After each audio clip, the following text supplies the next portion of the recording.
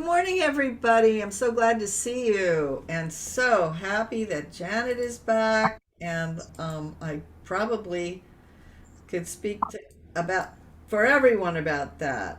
And Mm. of course, everybody here did a wonderful job. But it's so great to see you back, Janet. It really is. Yeah. And I'm putting some lyrics in the chat. I want to do an opening song. Let's have a stretch. Oh, I sure need it. Now, this song is by Tom Paxton, and I thought of it for today.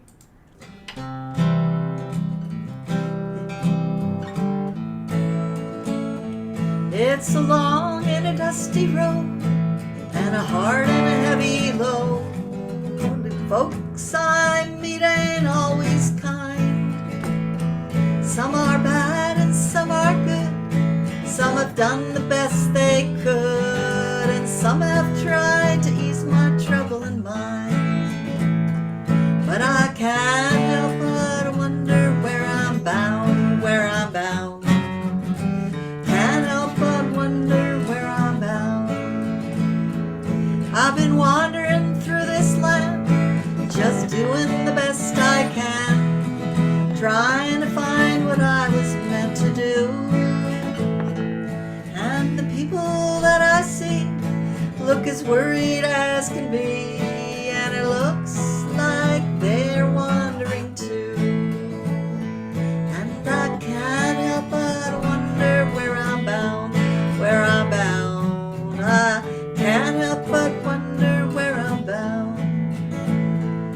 I had a buddy back home, and he started out to roam, and I hear he's out by Frisco Bay. And sometimes when I've had a few, his voice comes ringing through, and I'm going out to see him some old day. But I can't help but wonder where I'm bound, where I'm bound, and I can't help but wonder where I'm bound. Now this is for Janet. Well, if you see me passing by and you sit and wonder why, and you wish that you were a rambler too, nail your shoes to the kitchen floor, lace them up and bar the door, and thank the stars for the roof that's over you, Janet. And I can't help but wonder where I'm bound, where I'm bound. And I can't help but wonder where I'm bound. Oh yes, I can't help but wonder where she's bound, where she's bound. Now I can't help but wonder where we're bound. Welcome back, Janet. Yes, welcome, welcome, welcome. Welcome to the church in Ocean Park. We are here to welcome you to this unique interfaith community that is dedicated to social justice. You may be wondering if you are welcome here. We are interfaiths. You are welcome if you are Jewish, if you are Muslim, if you're Hindu, Buddhist, Christian, atheist, religious atheist, as I heard one of my patients say, or any other combination, or something else altogether. You are welcome if you have just come in from a protest march. If you aren't able to attend protest marches right now, or are confused about what to do, you are welcome if you don't have a job, if you never had a job, or if you don't want a job right now.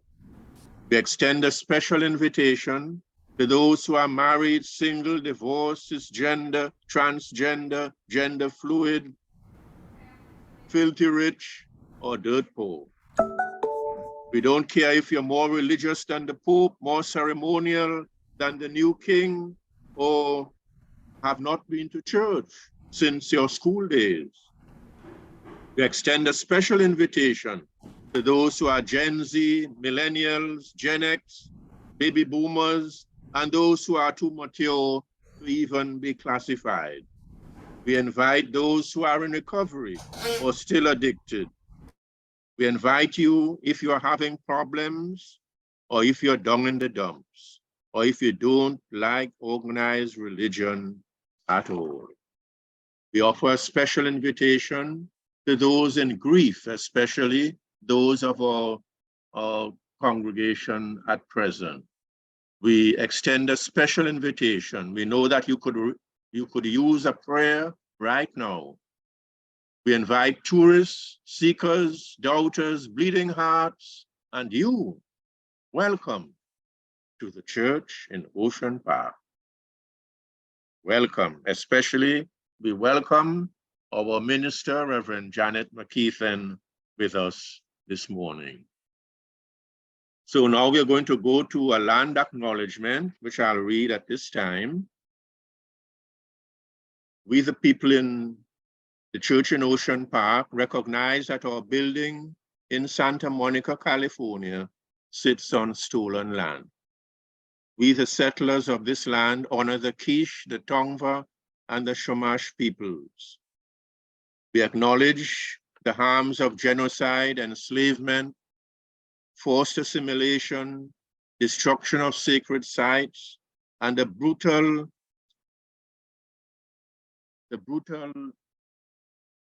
way in which many of our people have been treated in the past. We acknowledge that our communities and country were built on the backs of people stolen from Africa, placed into bondage, and forced into labor. We acknowledge that we benefit from that labor that has never been repaid.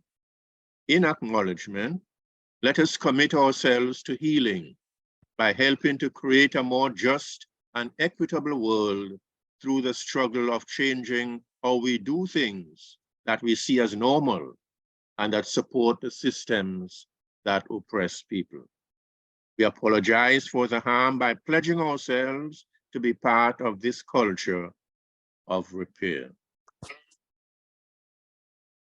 Now let us all join in as we prepare for our worship today. As we continue to prepare, we sing the Thich Nhat Hanh, I have arrived, I am home, in the here and in the now, 3 times. I have arrived, I am home, in the here and in the now. I have arrived, I am home, in the here and in the now. I have arrived, I am home, in the here and in the now. And now we have a reading. Daria Jones will present a reading today for us. Okay. World making requires commitment, focus, and spiritual incongruity. It's the last element that creates the alchemy for the work that must be done. There are no blueprints for world making, no discernible pre-paved road from oppression to freedom.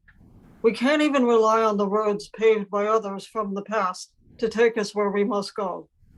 Bernice Johnson Regan, founder of the singing group Sweet Honey in the Rocks, says this: why would you take a road constructed by someone else? It will take you where they want you to go. Instead, go to an edge and leap. She is not suggesting that we end it all. Rather, she is inviting us into the risky business of world making. We leap from this spirit of hope by subjecting our yearning and vision to process of formation with the expectation of transcendence. Thank you, Daria. Now we're going to hear from Bob Gord with an introduction to our next song. Good morning, everyone. Soon after Janet had departed for her sabbatical, I happened to hear a song called Forever and a Day that was sung by a couple of musicians that I like very much. They're called the Kruger Brothers. And the song came out of a situation in which a little boy had a mother who was a scientist, and she, as part of her work, she had to go on an expedition far from home, and she was away for quite a while. And the song is about the little boy longing to see his mother again. And the sentiments expressed just struck me as so similar to the sentiments that were being expressed here at the church in Ocean Park about our longing to see Janet again. So Louise is going to play a video of that song.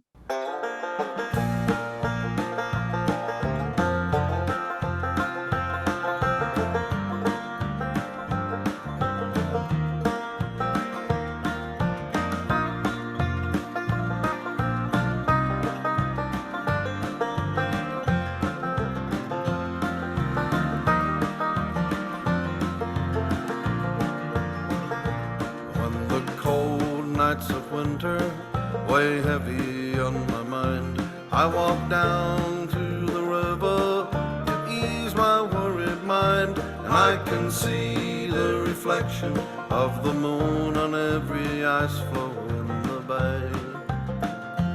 And I know that you'll soon be on your way.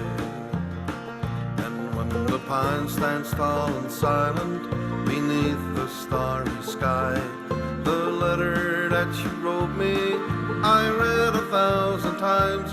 I can see the reflection of your face on every ice floe in the bay.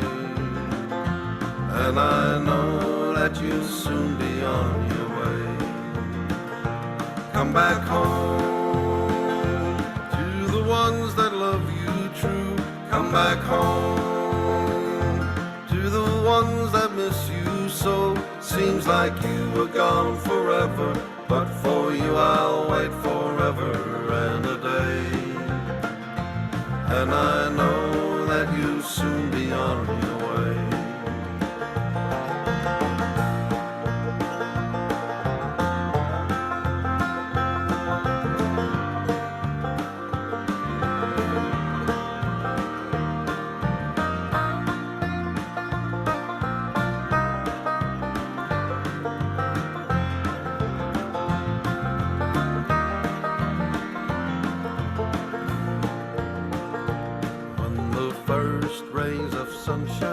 Come melt the night away. On the day you return, I will walk down to the bay, and I'll wait by the water till the ship pulls in that took you far away. Oh, mother dear, I miss you more each day.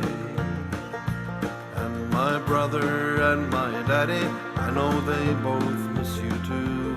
And the waiting would be easy if only we could know. Have you reached your destination on some far-off shore, wherever it may lay? And to know that you'll soon be on your way. Come back home to the ones that love you true. Come back home to the ones that miss you so. Seems like you were gone forever, but for you I'll wait forever and a day. And I know that you'll soon be on your way.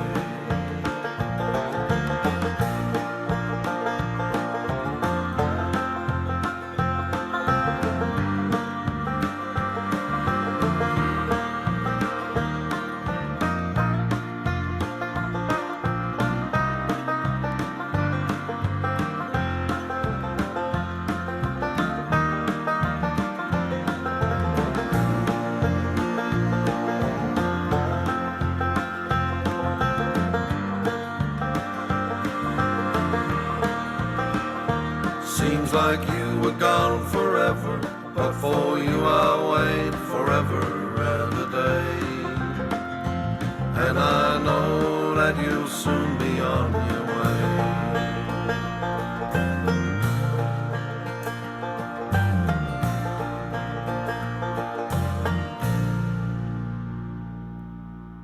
That was beautiful. That was beautiful. Thank you so much. Perfect.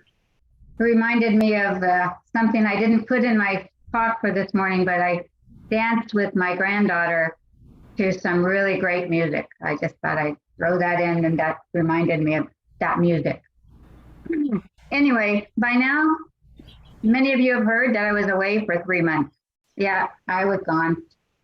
If you missed it, it's because the people in this church are so amazing that they just carried on, and you might not have even noticed that I was gone. But I thank you for being this community that we all create together. Thank you especially to Chaplain Joseph Hepburn, who was the buck stop here guy, which I know there's a lot of buck stop to stop when you're in that role. Thank you so much. And I want to thank Joanne Berlin, who stepped in many times to be the go-to person for administrative concerns, even when I am here. Of course, there are others: Louise, Kim, Jean, Fred, Susan, Bob, Hurley, Jim, Donna, Bonnie, Linda, Rod, Catherine, Kathleen, Jan, Lorraine, Mario, and so many more. All of you here on the screen, everybody here, I just want to thank you from the bottom of my heart for making this all possible. And I'm really, really more and more grateful for all of you. When you step away, you realize how great, how much we have here. Excuse me. This was a sabbatical that I really needed to take. I know it was not an opportune time for me to leave. I realized that right before construction was going to start, and we were still in the middle of our campaign. And I appreciate what it took for you all to carry on. I've been thinking about some of you who are going through major life changes, like Linda Bond, Waverly, Craig Hamilton's family, and Susan, and so many others. I've missed connecting with you all the last 3 months. I know that a beloved member of our community passed away while I was gone, which seemed very sudden to me. Our blessed Gloria Liggett will not be forgotten.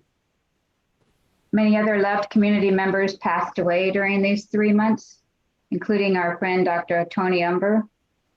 And I know that there are many others that I'm unaware of because of my time away. I love you all, and I'm saddened to have missed those times with you. I hated to take time away because I love you all so much, and I love the opportunities that we have together. And I truly believe that this community and our work together is vitally important. And we are all involved in things that really matter, and we are making a difference in the world. But I was not all I could be. I was not at the top of my game, so to speak. I was not even near the middle of my game, not even close. This community, who we are and what we do in the community are too important, and I needed to get on top of it. So I ripped myself away, and I really did my best not to engage back. I've learned a lot about myself, about life, and about the importance of all of you and about church in Ocean Park. I wrote a Lilly grant and I received it, which was what made this sabbatical work. I got the grant based on what I told them I was going to do. I had a plan for each and every day practically, and then where I would go and why I was there. And I needed to stick fairly closely to it. It needed to be a plan that demonstrated that I needed to go on sabbatical, and also a plan that made sense going forward. The first half of my sabbatical plan was to spend time with my family. And the second part of my sabbatical was speaking with scholars who have researched the importance and the prevalence of multi-religious folks and working for systemic change, and then writing about what that means on the ground. My plan included talking with these people and then writing about it. One of the scholars that I love is Monica Coleman. She's the one that wrote the reading that Daria read earlier, Monica Coleman. In a recent email, she said that she took herself to her happy place. How many of you have a happy place that you know about? Okay, she took herself and she named where hers is. Well, during my sabbatical, I took myself to my happy place, one of my happy places. It's in the mountains with tall, beautiful trees and rushing rivers and waterfalls. It's with family. It's with campfire and laughter and some tears. It's maybe with smoke in your eyes and s'mores in your teeth. It's with smashed peanut butter sandwiches and bugs and dirty faces. My happy place is with a granddaughter who reaches out for my hand when we're walking and picks so many flowers that I can't hold them in my other hand. My happy place is in the quiet of the forest. And it's also in the roar of the city. It's in the hills of the forest and in the halls of the city. I had been often in the roar of the city. So this sabbatical, I was able to go in the beauty of the forest. On my sabbatical, I facilitated 2 memorial services, one for a beloved friend and one for my precious Aunt Betty, which took place in Yosemite, which is a very special place to her, that her family and she would go every year. On the way, my mom and I, hi mom, took a trip to the gold rush country, including a stagecoach ride. I was able also to go with my mom to Descanso Gardens and other beautiful places, and I didn't have to rush home. And I didn't have to rush to a Zoom call. There was time for storytelling, and I got new glimpses of some of my ancestors. And my husband, during my sabbatical, my husband, who had had 2 open heart surgeries during the early parts of COVID, was diagnosed with Parkinson's. I was not only to be able to be there physically with him to hear that news, but able to be present with him as we discern what this means going forward. I was able to be fully present to all of this without checking the time for my next Zoom call. In these 3 months, I've made many discoveries. The first was the intense realization, and may surprise and shock some of you, and I discovered it after a lot of prayer and meditation and taking walks and sitting on a stump and during journaling and everything.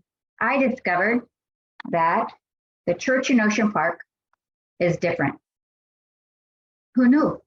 It's different. It's not normal. Okay. I know it's a shock. I'm so sorry. I just broke it to you like that. It's a shock to me. The church in Ocean Park is different than a lot of other spiritual communities. What a revelation. And I do mean that in the biblical sense. But really, being unique is not a good thing. It's not really a good thing. There should be so many more communities and groups like the church in Ocean Park. Hopefully, at best, it would be one in every community. We are far too unique. Some of you already know that. As I described Church in Ocean Park to scholars across the country, they were amazed and they were excited. It took a couple of them a while to grasp the concept. They thought I was talking about interfaith dialogue. But after a while, when they got it, they kept, though I was supposed to be the interviewer, they were the ones asking the questions. They wanted to know more about the church in Ocean Park. How does it work? How in the world do you do this? And this happens all the time, which is what prompted me to want to write about it and do research. The church in Ocean Park is a valuable asset and can be a model for other communities. In conversations with the scholars, we discussed mono-religious communities dedicated to one religion, the benefits and the drawbacks. We discussed the importance of interfaith dialogue and education about faith traditions that are different from your own. And we discussed how that is very different from dialogue.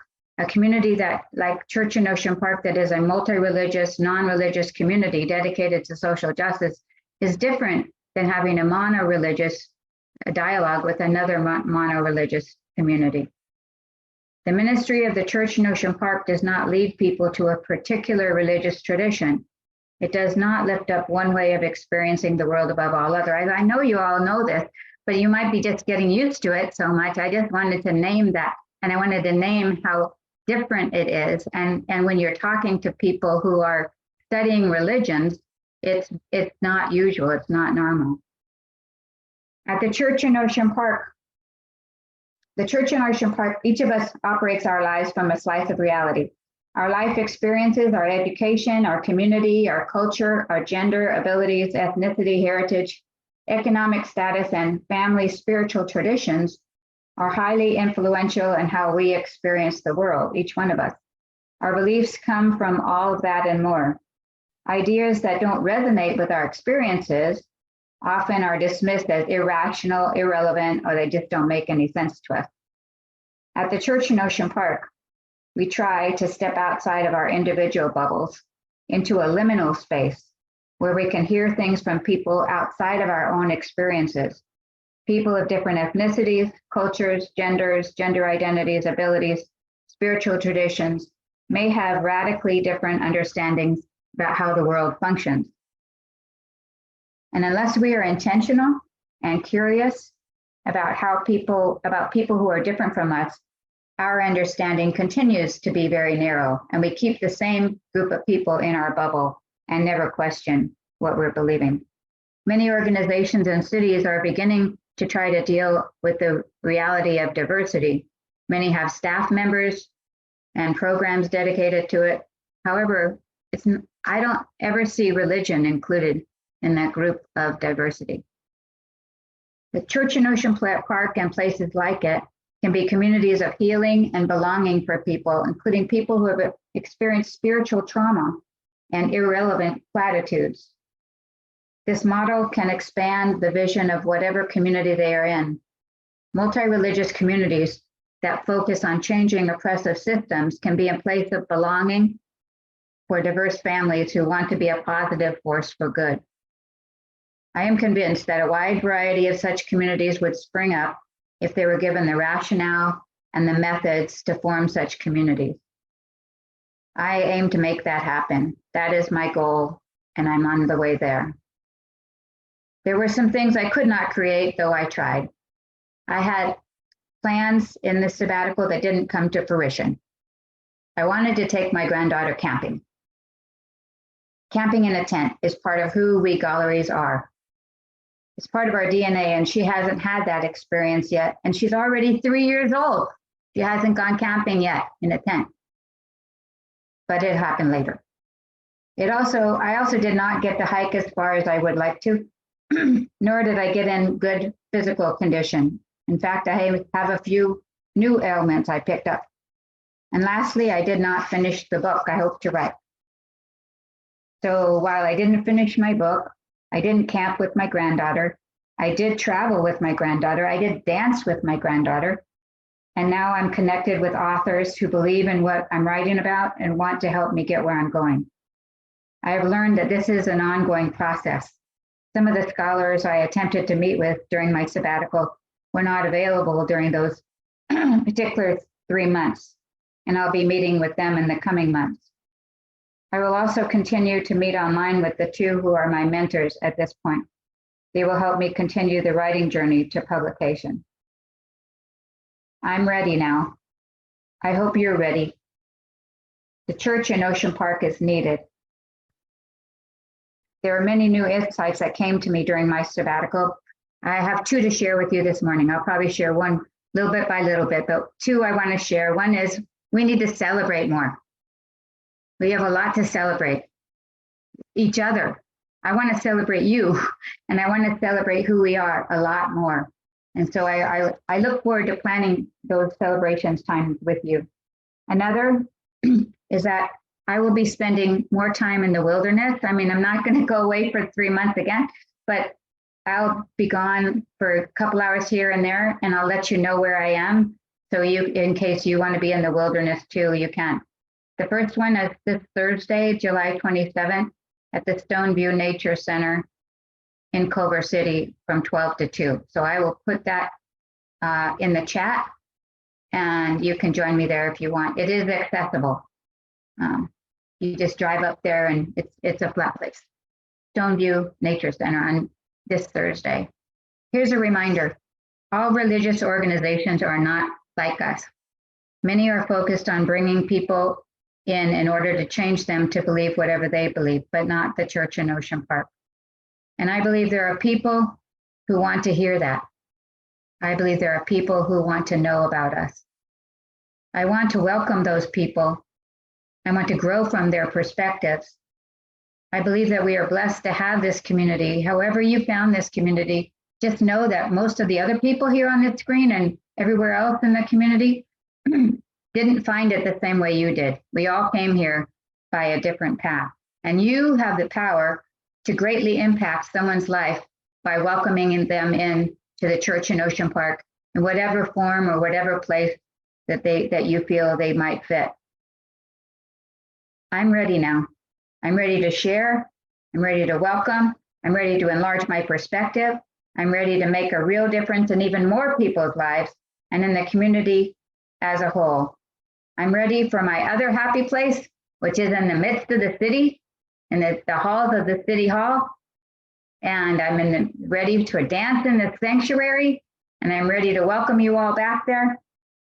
In this liminal time, we are ready for a new thing, and we won't be held back. Thanks be to God. Blessed be. Yay! Thank you. Thank you so much, Janet. It's so great to hear you again.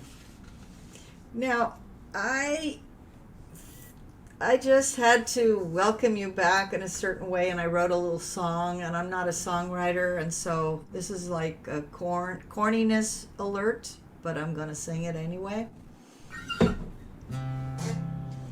Bring back, oh bring back our Janet to us, Bring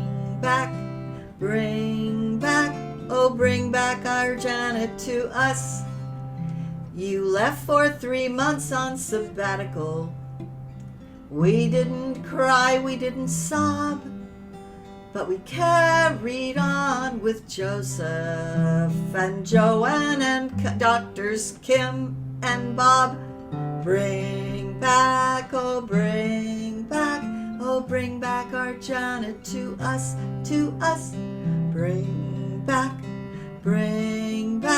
oh bring back our Janet to us. We thought about you and wondered about all the sermons you missed. We hope you didn't work too hard, and from Sophie you got kissed. Bring back, oh bring back our Janet to us, Bring back, oh bring back our Janet to us. Chaplain Joseph set our course on the promenade to celebrate Pride Day. He walked in the parade and brought the message too, and showed us the narrow way. He brought his humor and knowledge and wit, and shared the Bible too. And we're so glad he'll bring the message, sharing his heart so true. The ceiling is about to be finished, and we await the open door. We'll be very happy to return home and walk on the golden floor. Everybody, bring back, oh bring back our Janet to us, Bring back, oh bring back our Janet to us.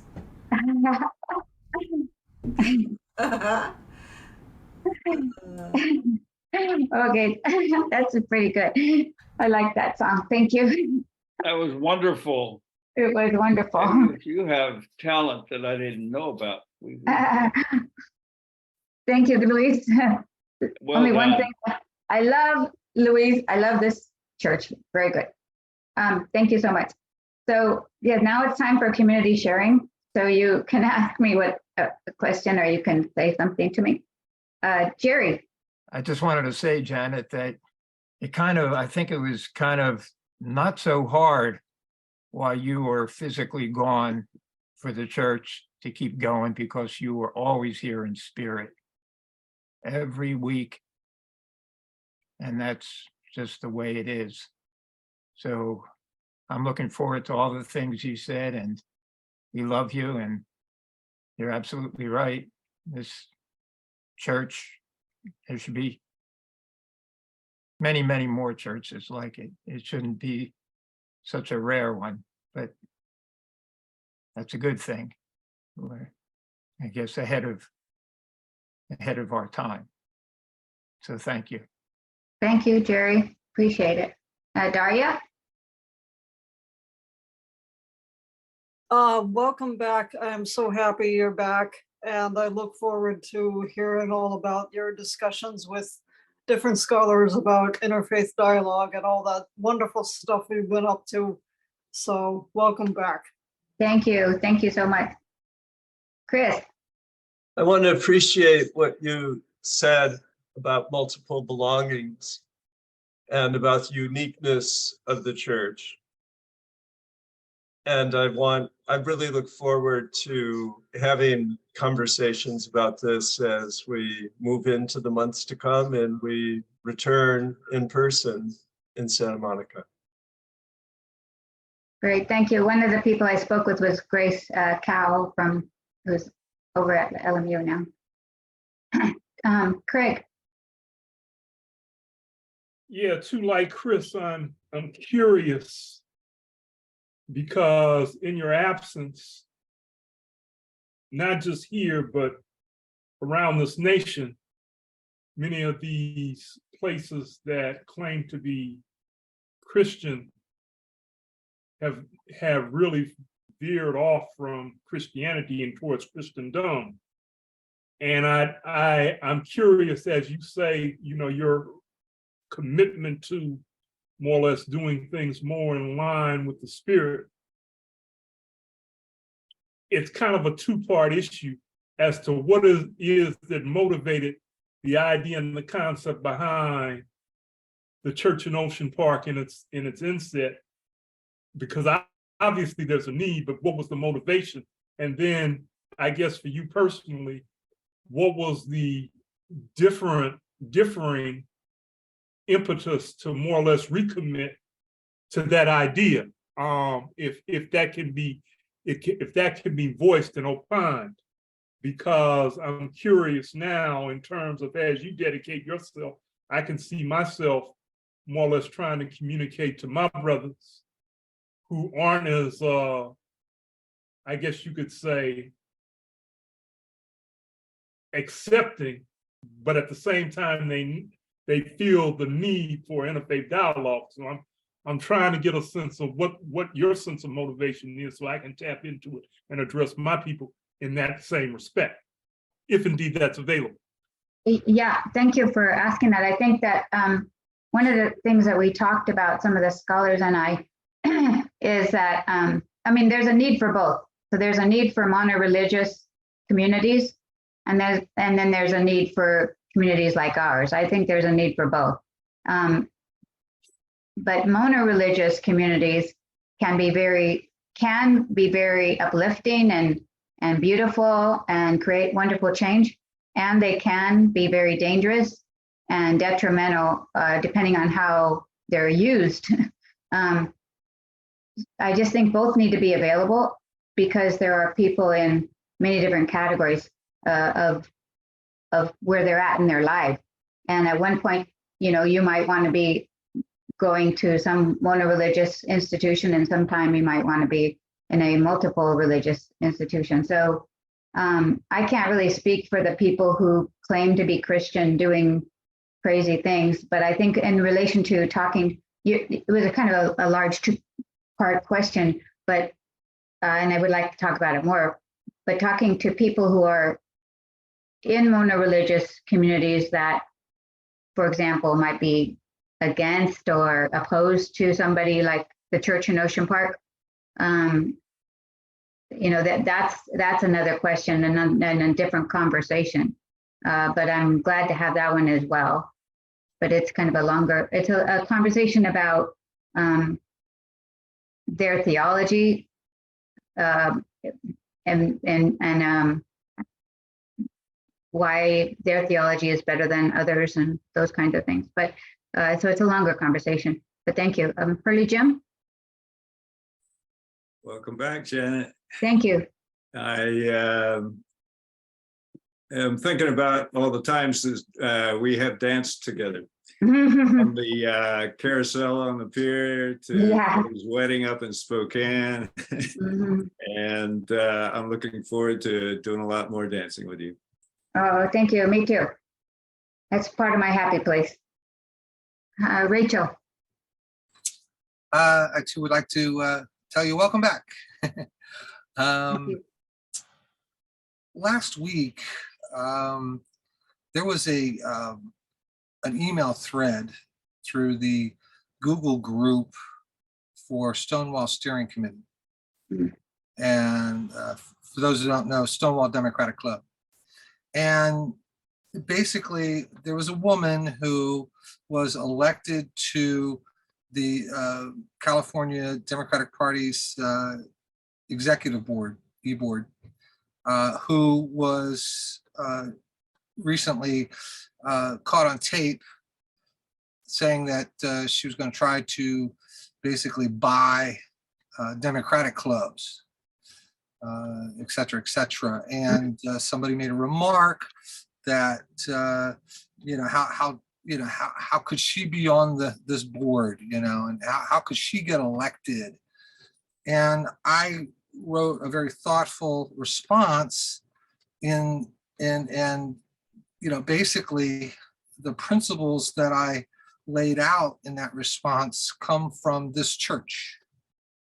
And that was one of inclusion, of love, and building of bridges.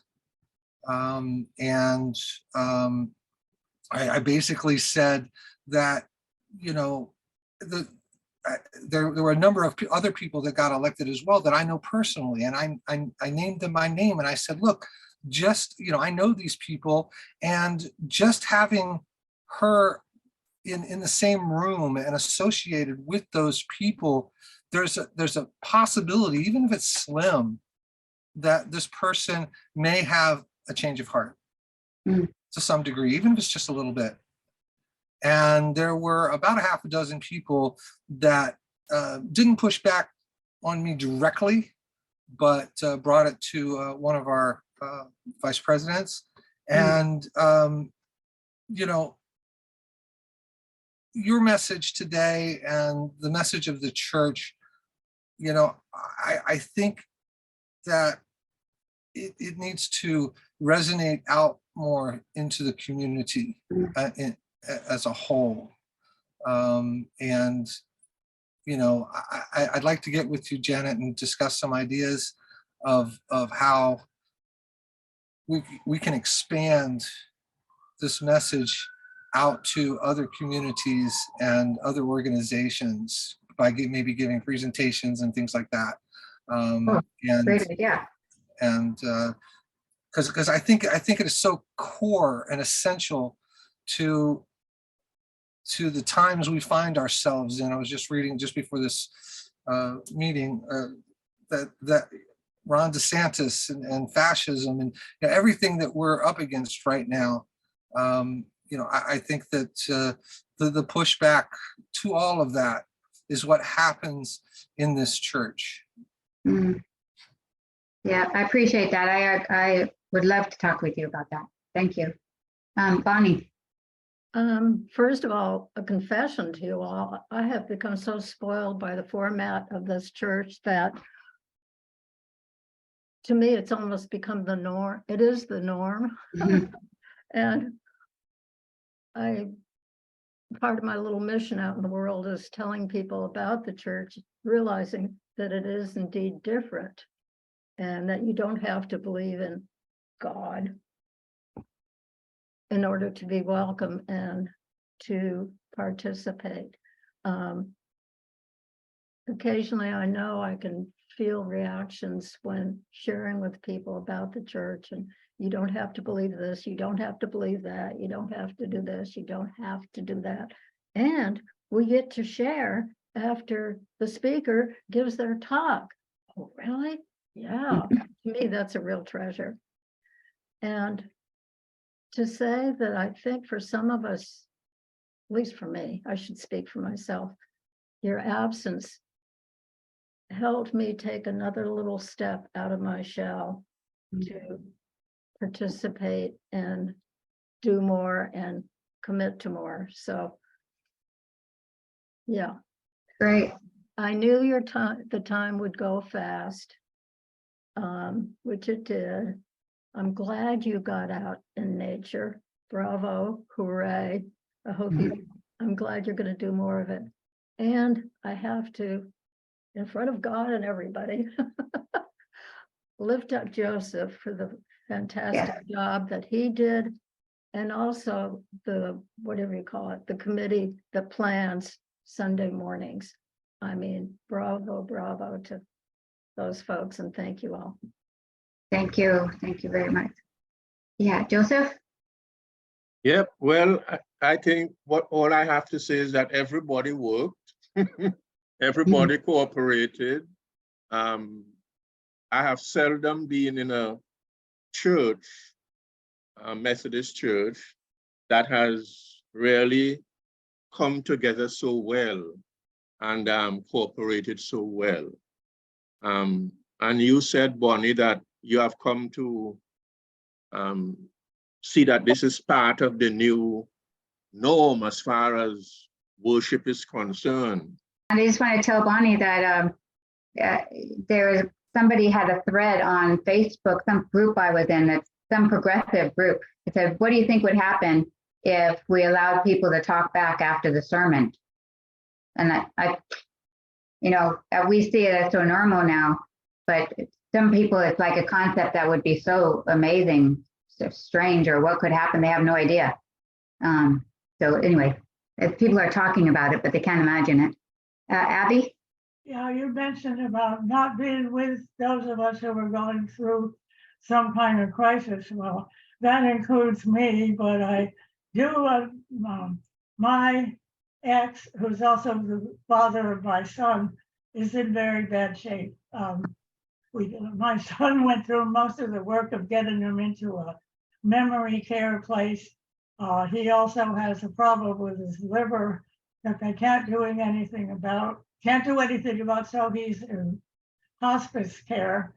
It's really, really hard to communicate. I know when my father had dementia issues, I would say, how is it possible to have a relationship with someone you can't have a relationship with?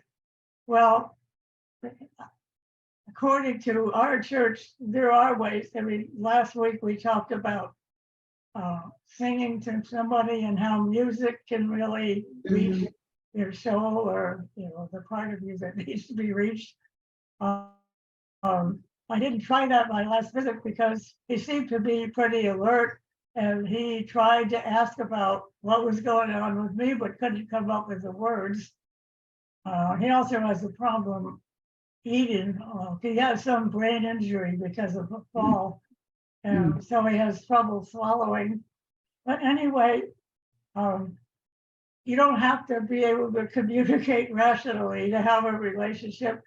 One of the things he said to me was, I want more of you. Well, in our Tuesdays at 2 group, so when he sang this song, I want more of you. So I was crying through most of it, but I did enjoy it. I don't know, if his death is going to happen in a few days, a few months. It's really hard to say, but I divorced him half a life ago, but if you have a child in common, there really isn't complete divorce. But yeah, I'm not really saying this very well, but I really want to thank our church for being there for me for the last 30 years and giving me some new ways to think about relationships. Oh, well, thank you, Abby. I'm so sorry for what you're going through, and but thank you for sharing it. And I'm very, very sorry. Jean? Welcome back again and again. I too have conversations sometimes with people and they're having difficulties at work or something, and I think, well, the other day someone was talking about the fact that they couldn't talk to their superior, that the superior, her boss, has this kind of autocratic rule and makes decisions for people, and it feels very unfair and it's very stressful.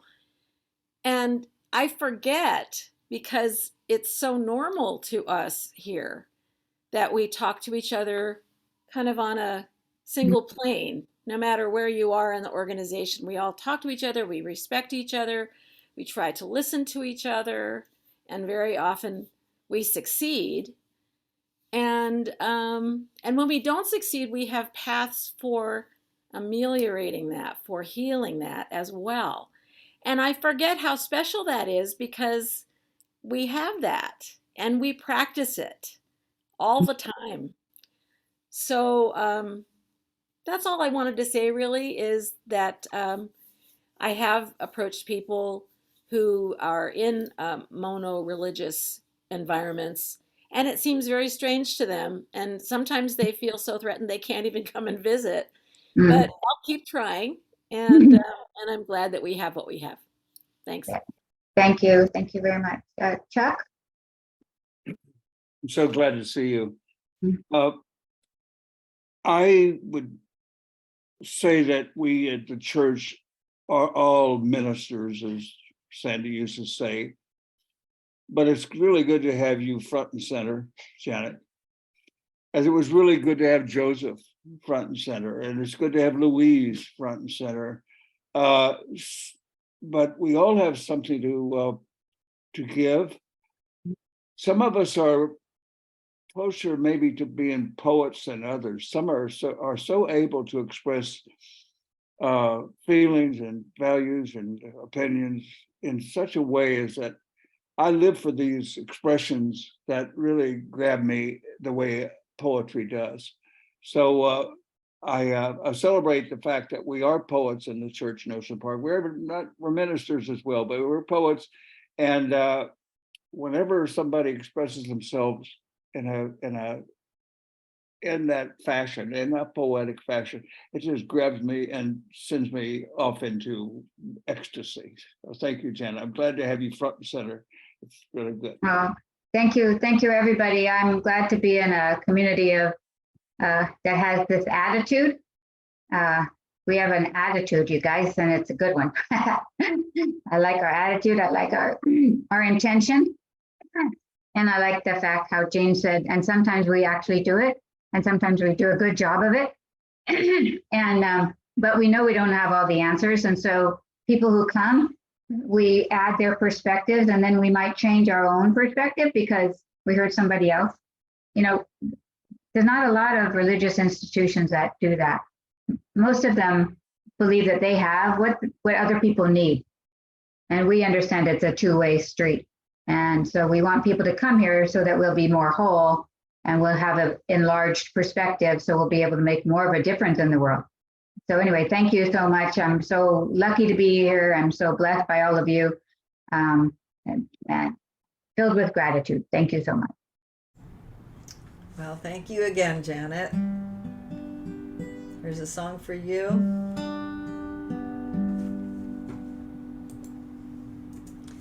I behold you, beautiful one. I behold you, child of the earth and sun. Let my love watch over you. Let my love wash over you. I behold you, beautiful one. I behold you, child of the earth and sun. Let my love wash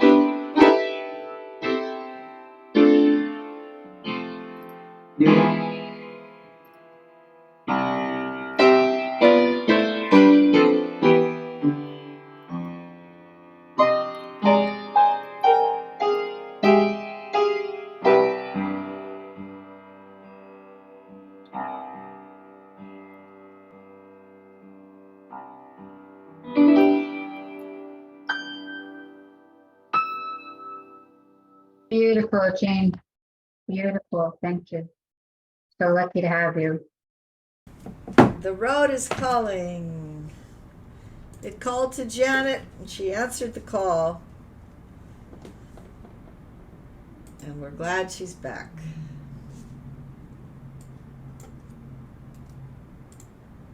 This is a simple song. We'll just do it 3 times.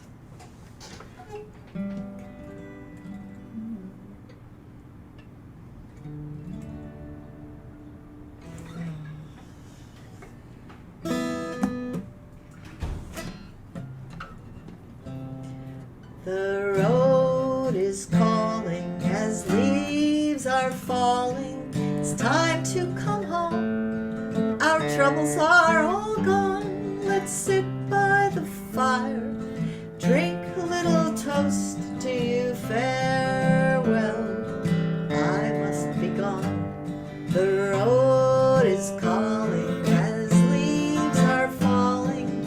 It's time to come home. Our troubles are all gone. Let's sit by the fire. Drink a little toast to you. Farewell. I must be gone. The road is calling as leaves are falling. It's time to come home.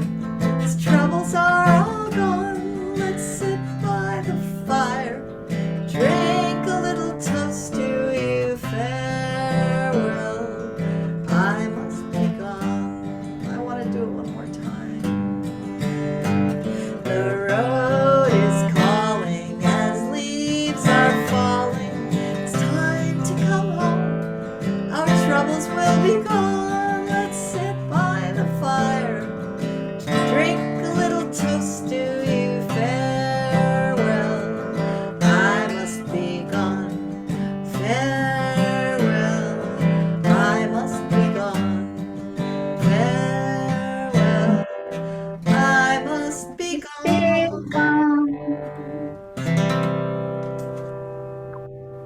Can't wait to do that as a round with you.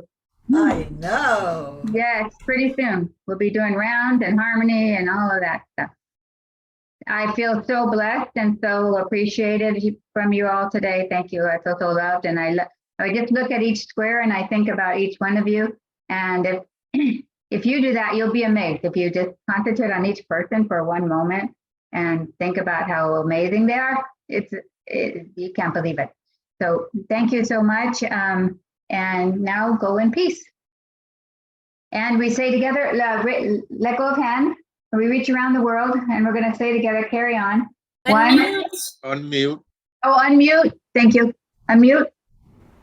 And say together in chaotic form, carry on. 1, 2, 3. Carry on. Carry on. Carry on. Yay.